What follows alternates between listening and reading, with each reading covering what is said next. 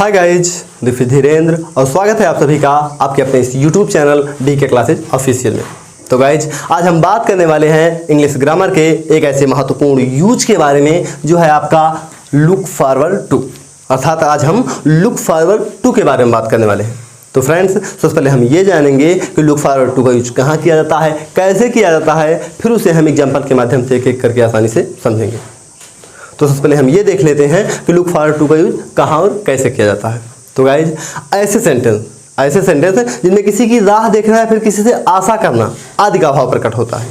ऐसे सेंटेंस जिनमें किसी की राह देखना या फिर किसी से आशा करना आदि शब्दों का भाव प्रकट होता है, तो उन वाक्यों में हम वर्ब के रूप में लुक फॉरवर्ड टू का यूज करते हैं। एक बार फिर से देख लेते हैं कि ऐसे सेंटेंस जिनमें किसी की राह देखना या फिर किसी से कोई आशा रखना आदि शब्दों का भाव प्रकट होता है, तो उन वाक्यों में हम वर्ब के रूप में लुक फॉरवर्ड टू का यूज करते हैं। तो इसका जो अनुवाद बनने का जो फार्मूला होता है, जो रूल्स होता है, वो कुछ इस टाइप से होता है। इसमें सबसे पहले हम सब्जेक्ट लिखते हैं, फिर उसके बाद लुक फॉरवर्ड टू का यूज करते हैं, फिर वर्ब लिखते हैं और वर्ब में ING जोड़ते हैं, फिर उसके बाद उसका ऑब्जेक्ट हम लिखते हैं। जैसे आइए एग्जाम्पल के माध्यम से इसे हम कुछ समझते हैं। जैसे वाह मेरे आने की राह देख रही है। तो वह मेरे आने की राह देख रही है, तो वह मेरे यानी कि राह देख रही है, तो इसमें राह देखना आ रहा है। और अभी हमने पढ़ा कि ऐसे वाक्य जिनमें राह देखना या फिर किसी से आशा करने का भाव प्रकट होता है, तो उन वाक्यों में हम लुक फॉरवर्ड टू का यूज करते हैं। तो इसमें राह देखना आ रहा है, जब राह देखना आ रहा है मतलब इसमें लुक फॉरवर्ड टू का यूज किया जाएगा।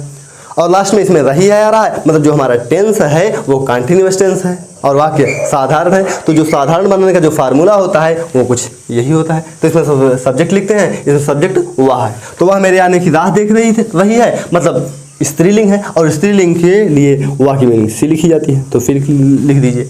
चूंकि वाक्य हमारा प्रेजेंट कंटिन्यूअस टेंस का है और प्रेजेंट कंटिन्यूअस टेंस का क्रिया जो होती है वो इज आर एम होती है, तो सी जो सब्जेक्ट है हमारा, ये हमारी एक वचन हमारा करता है और एक वचन कर्ता के साथ इज का यूज करते हैं, इज लगा दीजिए।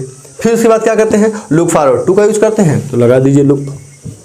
लेकिन यहाँ पर हम इसका प्रयोग वर्ब के रूप में कर रहे हैं। जब वर्ब के रूप में कर रहे हैं तो हमेशा वर्ब में प्रेजेंट कंटिन्यूअस टेंस में ING फॉर्म जोड़ते हैं, तो लगा दीजिए ING लुकिंग। फिर उसके बाद फॉरवर्ड है, फॉरवर्ड लिख दीजिए।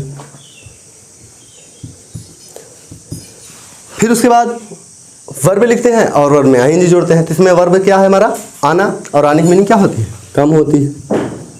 अब इसमें ING जोड़ते हैं तो ING जोड़ दीजिए। फिर उसके बाद ऑब्जेक्ट लिखते हैं, तो किसकी राह देख रही है, मेरे यानी कि, अर्थात टू मी।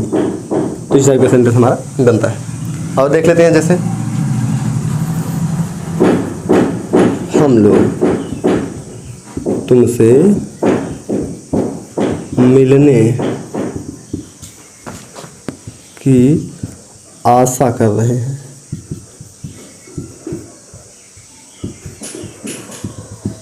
तो हम लोग तुमसे मिलने की आशा कर रहे हैं, तो इसमें जो हमारा भाव है वो आशा करना है, और जब इसमें आशा करना आ रहा है तो मतलब इसमें भी लुक फॉरवर्ड टू का यूज किया जाएगा। और ये भी टेंस प्रेजेंट कंटिन्यूअस टेंस का ही है, तो इसमें भी इसी रूल से बनाएंगे। तो सबसे पहले सब्जेक्ट लिखते हैं और सब्जेक्ट इसमें क्या है, हम लोग अर्थात वी। फिर उसके बाद लुक फॉरवर्ड टू का यूज करते हैं, लेकिन उसके पहले कर्ता के बाद हम सहायक क्रिया का यूज करते हैं। चूंकि ये वी हमारा बहुवचन करता है और बहुवचन कर्ता के साथ हम आर लगाते हैं, तो लगा दीजिए आर। फिर उसके बाद क्या करते हैं, वर्ब के रूप में लुक फॉरवर्ड टू का यूज करते हैं, तो लगा दीजिए लुकिंग फॉरवर्ड। फिर उसके बाद वर्ब लिखते हैं और वर्ब में ING जोड़ते हैं, तो इसमें जो हमारा वर्ब है वो मिलना है, और मिलने की मीनिंग मीट होती है, मीट। लेकिन इसमें क्रिया में ING फॉर्म जोड़ते हैं, तो लगा दीजिए ING मीटिंग।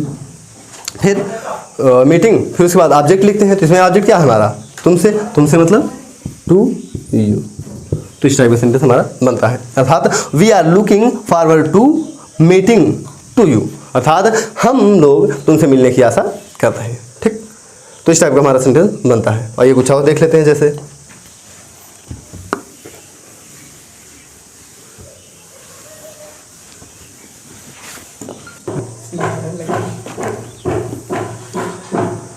तो मैं तुम्हारे आने की राह देख रहा था, इसमें भी राह देखना आ रहा है।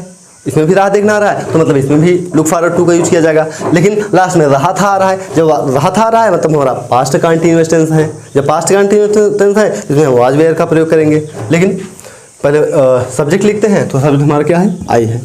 और पास्ट टेंस में जो आई होती है वो एक वचनकर्ता मानी जाती है और एक वचनकर्ता के साथ हम वाज का यूज करते हैं, तो लगा दीजिए वाज। फिर उसके बाद लुक फॉरवर्ड टू का यूज करेंगे तो लगा दीजिए लुक, अब कंटिन्यूअस है तो आई एन जी जोड़ दीजिए, लुकिंग फॉरवर्ड टू। फिर उसके बाद वर्ब लिखते हैं और वर्ब में आई एन जी जोड़ते हैं। इसमें हम वर्ब हमारा क्या है, आना, और आने की मीनिंग क्या होती है, कम होती है, और इसमें आई एन जी जोड़ते हैं तो आई एन जी जोड़ दीजिए। फिर ऑब्जेक्ट क्या है, यू, लिख दीजिए यू, अर्थात I was looking forward to coming you. हम लोग मैं तुम्हारे आने की राह देख रहा था। ठीक, एक और देख लेते हैं। जैसे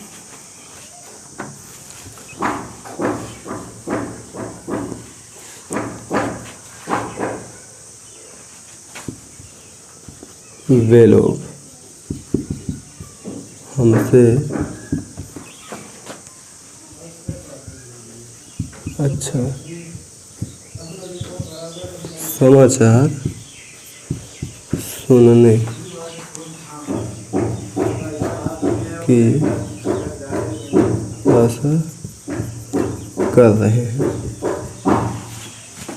वे लोग हमसे अच्छा समाचार सुनने की आशा कर रहे हैं, तो इसमें भी आशा करना आ रहा है। जब आशा करना आ रहा है तो मतलब इसमें भी यानी कि हम लुक फॉरवर्ड टू का यूज करेंगे। जब लुक फॉरवर्ड टू का यूज करेंगे तो सबसे पहले सब्जेक्ट लिखते हैं और सब्जेक्ट हमारा क्या है, दे है। फिर उसके बाद दे हमारा बहुवचन करता है और प्रेजेंट कंटीन्यूअस टेंस है। प्रेजेंट कंटीन्यूअस टेंस की क्रिया इजाराम होती है, तो दे एक बहुवचन करता है और बहुवचन करते के साथ आर लगाते हैं तो आर लगा दीजिए।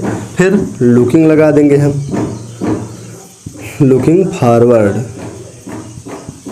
टू। फिर उसके बाद वर्ब लिखते हैं और वर्ब में आई एन जी जोड़ते हैं। तो वर्ब हमारा क्या है, सुनना, तो सुनने की मीनिंग क्या होती है, हियर होती है, हियरिंग। फिर उसके बाद हियरिंग गुड न्यूज। फिर ऑब्जेक्ट लिखते हैं हमसे मतलब टू अस, तो इस टाइप का हमारा सेंटेंस बनता है। अर्थात they are looking forward to hearing good news to us, अर्थात वे लोग हमसे अच्छा समाचार सुनने की आशा कर रहे हैं। तो इस टाइप का हमारा सेंटेंस बनता है। आई होप आप लोगों को ये वीडियो अच्छी तरीके से समझ में आ गया होगा। तो वीडियो देखने के लिए बहुत बहुत